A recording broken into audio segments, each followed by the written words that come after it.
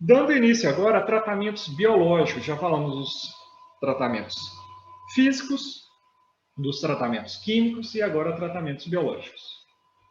Os tratamentos anaeróbios foram descobertos aí por John Dalton quando ele começou a coletar gás, o gás metano, no Reino Unido, em aproximadamente aí, 1800, onde ele via que tanques, lagoas onde tinha um acúmulo de matéria orgânica, entravam em processo de putrefação e liberava gás. Então ele fez estudos coletando esse gás. Então, os estudos com gás metano começaram no século XVII, a partir da observação da decomposição anaeróbica.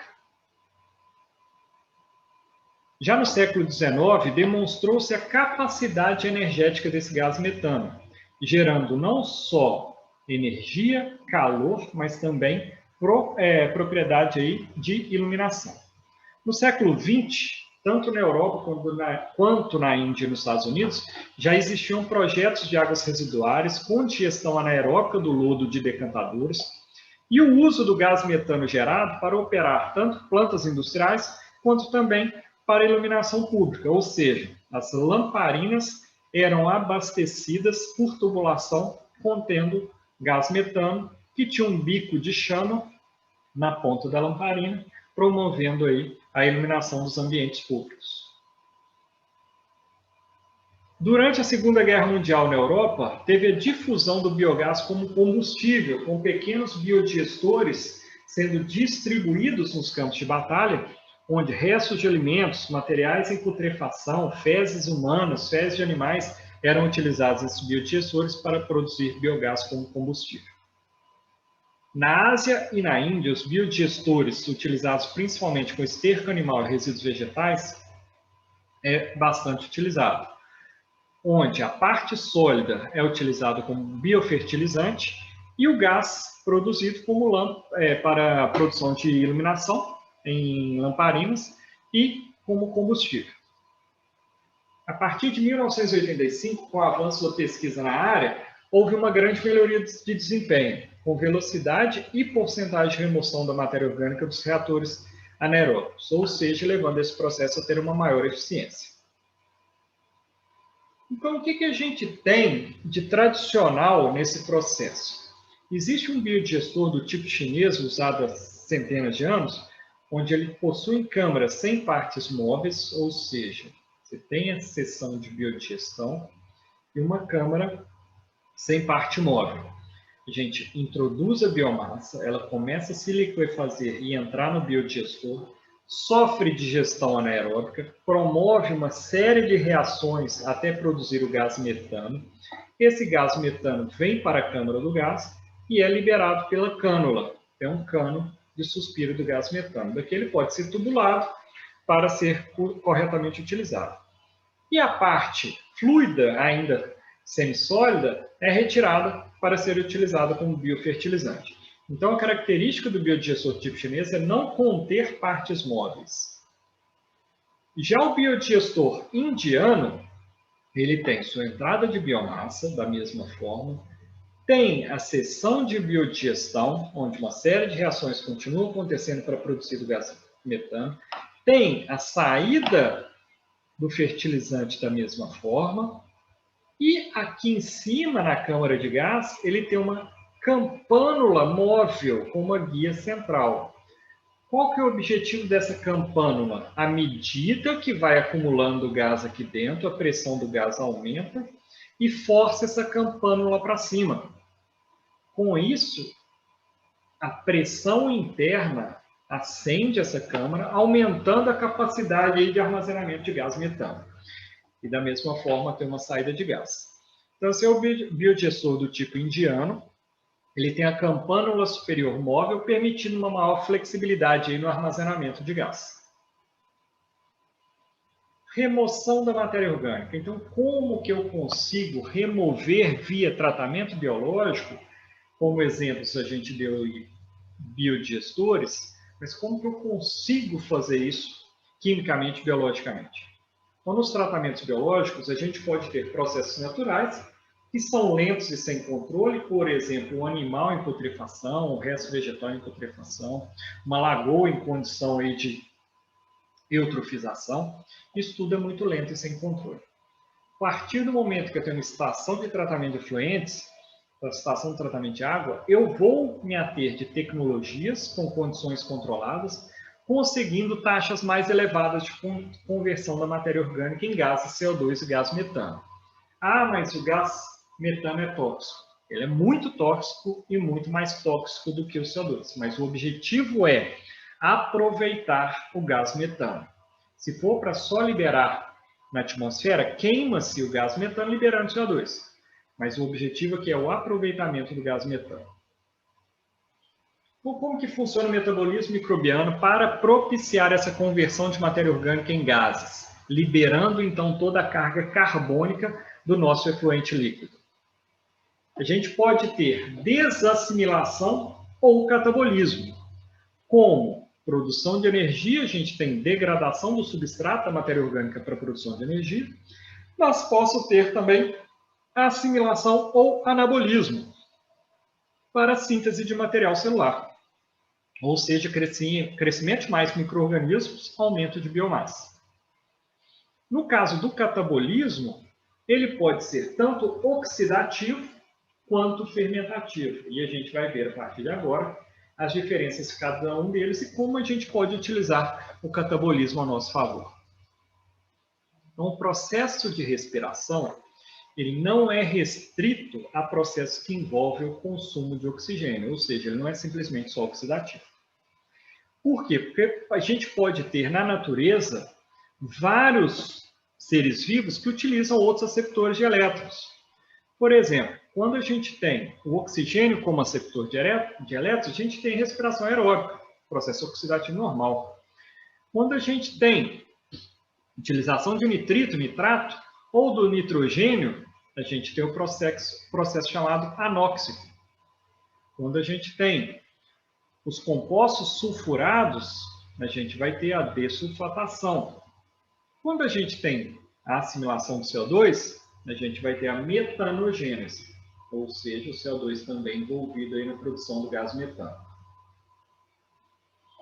Em função aí da assimilação dessa matéria orgânica, de gestão da mesma, quanto de energia a gente consegue gastar, consegue ganhar com esses processos?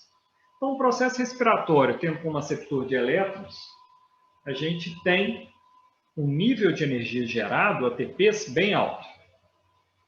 Já no processo que a gente tem o nitrato e o nitrito sendo aceptores de elétrons, a gente, no processo anóxico, a gente tem uma geração de energia mediana.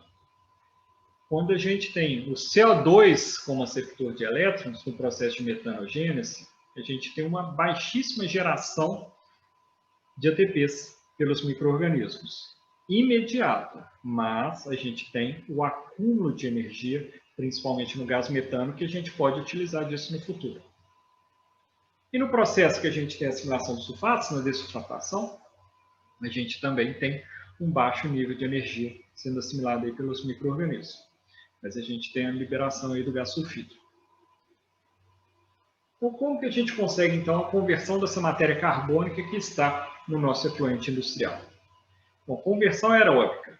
Por exemplo, dando o exemplo aqui da glicose, que tem aqui o carbono na sua estrutura, que está no nosso efluente, em presença de oxigênio, a gente tem liberação de 6CO2 gasoso que sai da água, mais geração de água, mais geração de energia, geralmente na forma de calor.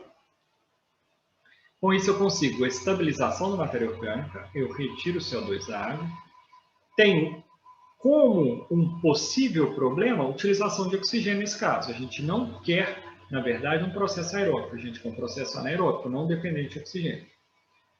E tem produção de CO2, mas também leva à liberação de energia, ou seja, um tanque onde tem esse processo ele esquenta, pode liberar energia para o ambiente. Quando eu tenho a conversão anaeróbica, eu tenho a mesma glicose representando a matéria orgânica, sendo transformada em gás metano, que sai na forma de gás, gás CO2, gás carbônico, que sai na forma de gás, mais energia, só que uma quantidade mínima de energia.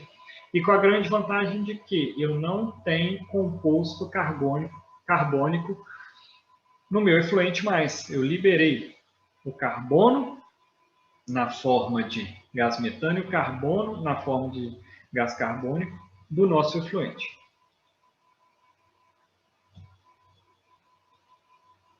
Com isso, eu consigo a estabilização da matéria orgânica, não mais dependendo exclusivamente de um processo oxidativo, dependente de oxigênio, ou seja, não tem utilização de oxigênio, tenho produção de metano e CO2, o metano, energeticamente falando, muito eficiente, e tem uma liberação ao sistema, ao meio ambiente, liberação de energia bem inferior. A conversão anaeróbica vai ocorrer em duas fases principais. À medida que a gente for aprofundando a disciplina, a gente vai explorando um pouco mais isso daí. A fase acidogênica, onde a gente tem conversão da matéria orgânica em ácidos orgânicos, mas aí envolvendo, já adiantando, bactérias hidrolíticas e acidogênicas. Então, a gente tem bactérias acidogênicas fazendo o papel principal, mas tem também bactérias hidrolíticas. E nesse caso, a gente não tem remoção da matéria orgânica, apenas uma conversão, uma liquefação dessa matéria orgânica. A gente tem compostos orgânicos mais complexos sendo transformados em compostos orgânicos mais simples. E tem a segunda fase, que é a fase metanogênica, onde a gente tem conversão dos ácidos orgânicos a metano, CO2 e água, pelas bactérias metanogênicas associadas, neste caso, a bactérias acetogênicas. Então, o metano vai ser liberado para a atmosfera. Claro que, se for direto para a atmosfera, ele é tóxico. Então, a gente recupera o metano e dá uma finalidade útil para ele. Com isso, eu consigo a remoção da matéria orgânica do nosso efluente. Então, como eu já tinha adiantado, eu vou ter a conversão de compostos orgânicos complexos, como carboidratos, proteínas, lipídios, pela ação aí de micro-organismos hidrolíticos e acidogênicos, em compostos orgânicos mais simples, como açúcar, aminoácidos e ácidos graxos. E pela ação da acidogênese, eu vou ter a formação de ácidos orgânicos, principalmente aqui pelos micro-organismos acidogênicos. E ácidos orgânicos geralmente voláteis. Durante o processo, agora a gente tem a acetogênese por micro-organismos acetogênicos, principalmente bactérias. A gente tem a liberação do CO2 e o gás hidrogênio e também acetato. E dependendo de como se caminha o processo, a gente tem a metanogênese, liberando aí CO2 e gás metano na atmosfera. Claro que para ser recuperado. Ok, pessoal? Vamos falar um pouco agora da conversão da matéria nitrogenada. Então, o que a gente tem de exemplos de compostos nitrogenados que possam estar presentes aí na nossa água residuária, no nosso efluente industrial? A gente pode ter o próprio nitrogênio molecular, a gente pode ter a amônia livre, a gente pode ter a amônia ionizada, o nitrogênio orgânico, nitrito, nitrato, entre outros. Então, como que se dá o processo de conversão dessa matéria nitrogenada? Ela passa por duas etapas principais, a nitrificação e a desnitrificação. Então, vamos começar falando sobre nitrificação. Então, a partir do momento que a gente tem a amônia, a gente vai passar ela para nitrito, para nitrato. Quais são os micro-organismos envolvidos nesse processo? A gente tem principalmente os micro-organismos autotróficos quimiosintetizantes, que iremos falar mais à frente. Então, o CO2 vai ser a principal fonte de carbono utilizada por esses micro-organismos, e a energia vai ser obtida através da oxidação de um substrato inorgânico. Então, geralmente são bactérias do gênero Nitrosomonas, principalmente nos efluentes líquidos, mas também isso pode acontecer no solo. Então, o que a gente tem? A gente tem a amônia ligada ao nitrogênio, em presença de oxigênio, sendo transformada em nitrito, mais liberação de hidrogênio e água.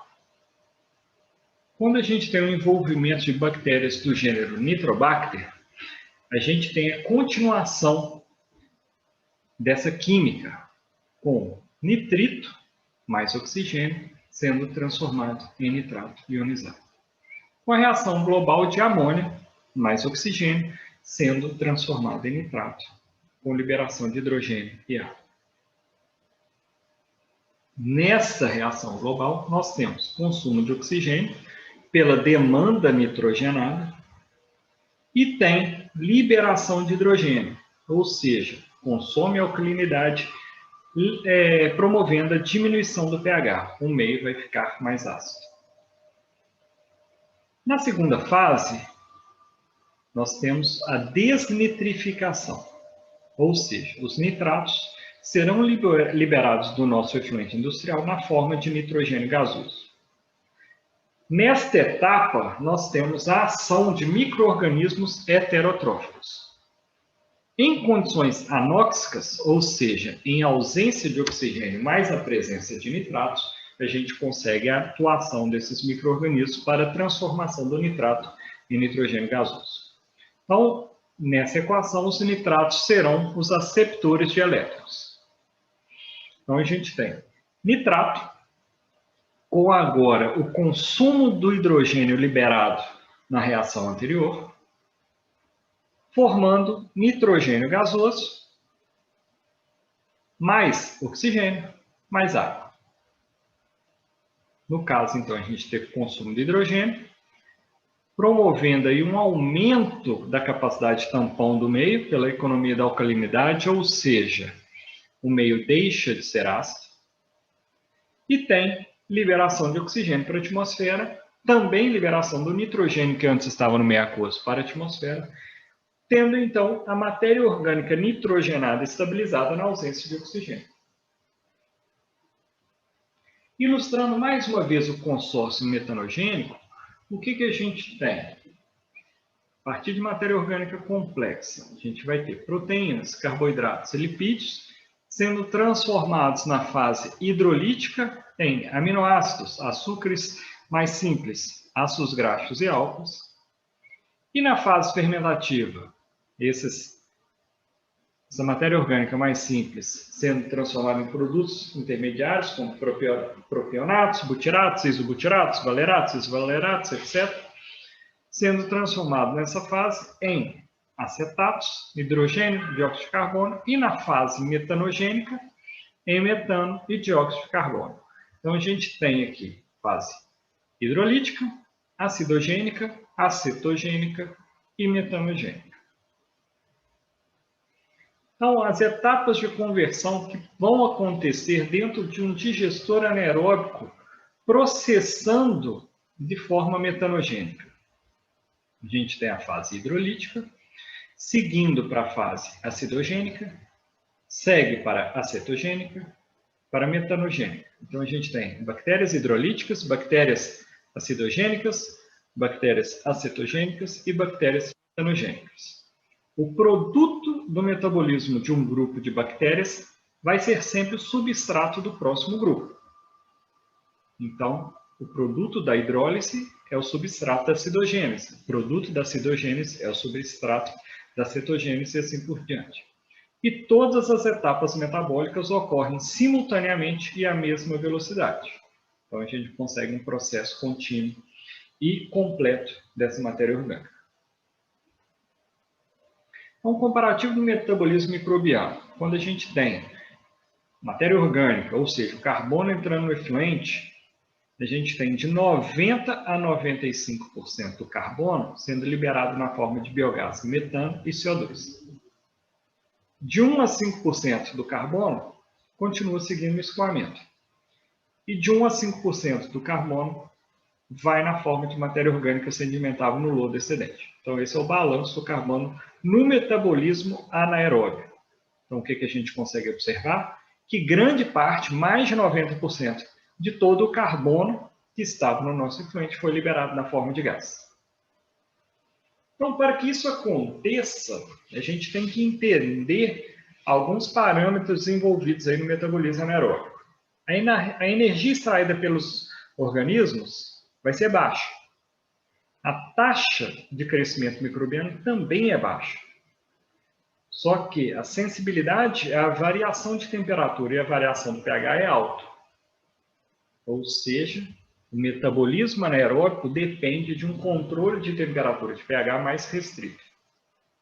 O tempo de geração microbiana inicial também é longo. Então, para eu colonizar um biodigestor com os micro-organismos, tanto os hidrolíticos, acidogênicos, metanogênicos e acetogênicos, demanda mais tempo. A conversão de carbono em biomassa é baixa, apenas de 1 a 5%. A produção de lodo também é baixa. A resistência dos micro-organismos anaeróbicos à falta de nutrientes é bem alta, podendo ficar até vários meses em latência dentro do biodigestor. Com isso, a operação sazonal do reator pode ser feita sem problemas. Você tampando a entrada e a saída, quando ele não tiver descarte, despejo de efluente, você mantém o seu biodigestor úmido e a viabilidade das bactérias lá dentro por até vários meses. Um balanço da biodegradação anaeróbica em função aí da demanda química de oxigênio. Então, na questão anaeróbica, ou seja, eu vou ter digestão anaeróbica, muito similar ao gráfico anterior, a gente tem que toda a demanda química de oxigênio vai ser dividida em 90% gás metano e CO2, 10% na forma de lodo. Ou seja, a gente consegue reduzir 90% da DQO por metabolismo anaeróbico, liberando aí gás metano e CO2. Já no balanço aeróbico, ou seja, fermentação aberta, lagoas aeróbias, a gente tem que a DQO, 50% vai para a formação de lodo, em presença de oxigênio, 50% gera calor. Então, a gente não tem um ganho energético que pode ser aproveitado, como, por exemplo, a queima do gás metano para geração de energia ou geração de calor ou de iluminação, por exemplo. E mesmo assim, grande parte fica na forma de lodo. Então, isso é apenas um comparativo do balanço da DQO durante o tratamento anaeróbico e aeróbico de efluente que contém grande carga orgânica. Quando possível, então, o foco é processos anaeróbicos, ou seja, a utilização de biodigestores, bioreatores. Então, a digestão anaeróbica em si, pensando aí na indústria, quando eu vou tratar o meu efluente, quais são os fatores que vão influenciar a digestão anaeróbica? pH e alcalinidade. O pH ótimo para que ocorra é em torno de 6, com pH limite aí até 8. É desejável uma quantidade adequada de alcalinidade de carbonato para prevenir uma queda de pH abaixo de 6. Ou seja, ele tem que ser entre 6 e 8. Não pode ser muito ácido nem muito básico. A restrição é somente ao pH do líquido que entra no digestor. Ou seja, a gente só precisa corrigir a entrada e não o que está lá dentro. Alguns indicadores de distúrbios nesses processos anaeróbicos. Quando eu tenho um aumento da concentração de ácidos voláteis e ou aumento na concentração de CO2 no biogás, eu sei que algo está errado aí com pH e alcalinidade do processo. Ou quando eu tenho uma queda brusca de pH, eu tenho uma produção total de gás e eficiência do processo desbalanceada. Tempo de detenção celular. A eficiência do contato entre as bactérias hidrolíticas, acidogênicas, acetogênicas e metanogênicas e a matéria orgânica que entra dentro de um digestor vai ser muito em função de material de enchimento, ou seja, eu tenho algum material suporte dentro do meu biodigestor e no seu índice de vazios que vai servir de suporte para as bactérias. Por exemplo, eu tenho um reator com enchimento de brita, por exemplo, onde as bactérias vão crescer sobre essa brita e formar espaços onde o efluente terá que passar, tendo um contato mais íntimo aí entre matéria orgânica e as bactérias. Temperatura. Bactérias metanogênicas são sensíveis à variação de temperatura. Ela tolera flutuações, ou seja, ela pode trabalhar entre 10 e 42 graus, desde que não inicie em condições adversas e nem que flutue entre essas temperaturas. Trabalhar a 10, ela trabalha. Trabalhar a 42, ela trabalha. Claro que a 42 é uma taxa maior do que a 10, mas que não fique o seu biodigestor flutuando entre 10, 30, 20, 10, variando sempre, porque isso vai estressar o conjunto de bactérias internas. Substâncias tóxicas. O efeito bactericida e bacteriostático vai levar um tempo necessário para a adaptação das bactérias às cargas tóxicas. Ou seja, se eu lanço erroneamente um composto clorado dentro do meu tanque, ou se eu lanço cianeto dentro do meu tanque, ou se eu lanço um composto fenólico dentro do meu tanque, taninos, etc. Isso vai levar a um decréscimo da produção de metano até uma adaptação às cargas tóxicas. O reator recuperado volta rapidamente a exibir o mesmo desempenho da fase anterior à exposição aos tóxicos, ou seja, se usou uma água de lavagem com cloro e lançou ela erroneamente no seu bioreator, ele vai cair de rendimento. Mas a partir do momento que cessa essa entrada do cloro, o reator volta rapidamente a se recuperar. O tempo de perda da capacidade do reator é proporcional à concentração de tóxicos que foi adicionado ao reator. Por exemplo, íon sulfeto inibe a metanogênese. Por competição por substrato, pode ter ligação com metais pesados e metais pesados e sulfetos são contaminantes antagônicos, ou seja, eles podem se precipitar. Aqui uma tabelinha que ilustra alguns inibidores das bactérias, principalmente metanogênicas, e qual que é a concentração que leva a essa inibição. Então, se eu tenho uma carga alta de nitratos, acima de 50 mg de nitrato por litro, começa a ser inibitório para as bactérias. Cianetos acima de 40 mg por litro também, fenólicos acima de 700 mg por litro. Metais pesados vai ser tóxico apenas para materiais solúveis, caso eles se precipitem, deixa de ser tóxico.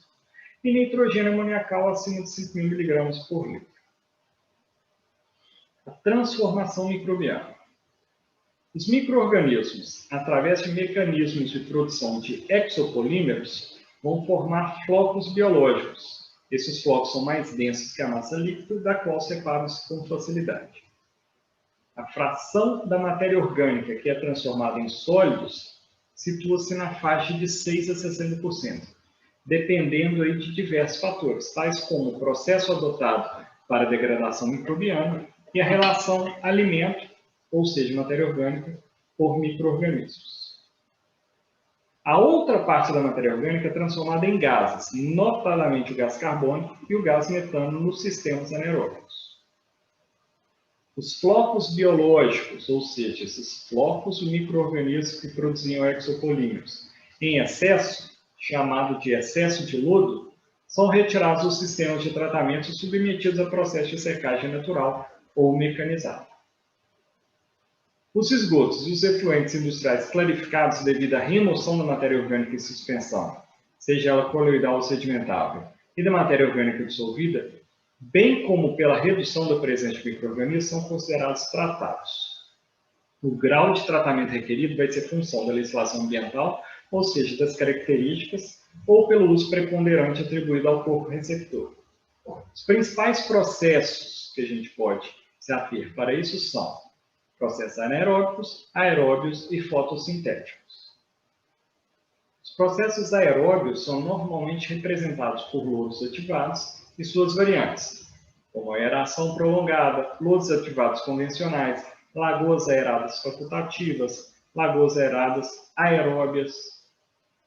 Os processos facultativos são bem representados pelos processos que utilizam biofilmes, ou seja, crescimento de bactérias sobre uma superfície, como filtros biológicos, biodiscos e biocontactores, e por algumas lagoas, como as fotossintéticas e aeradas facultativas. Os biocontactores apresentam também processos biológicos aeróbios. Já os processos anaeróbios ocorrem geralmente em lagoas anaeróbicas e biodigestores geralmente fechados.